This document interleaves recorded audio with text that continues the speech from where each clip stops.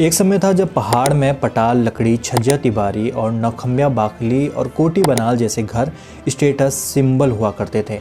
इन घरों में उत्तराखंड की सभ्यता, समाज, सांस्कृतिक और धार्मिक परंपराएं समृद्ध दिखाई देती थी।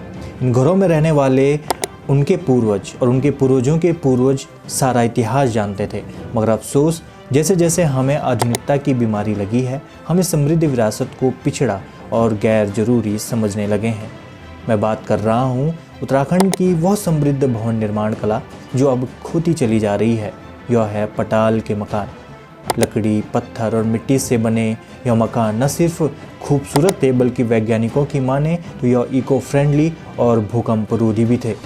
इन घरों में न सिर्फ दादा दादियों की कहानियाँ थी, उनकी लोरियाँ थी, बल्कि उनका बचपन और विवाह के मांगलिक हाथों के निशान भी थे, जो अब भूतहा और जमींदोज होते चले जा रहे हैं। इन घरों में शामिल थे उत्तरकाशी और रवाई में कोटी बनाल परंपरा के मकान, कुमाऊं की बाखली और गढ़वाल की नौखंबा तिवारी। ये घर जितने खूबसूरत दिखते थे, उतने ही आलीशान ये नजर आते थे।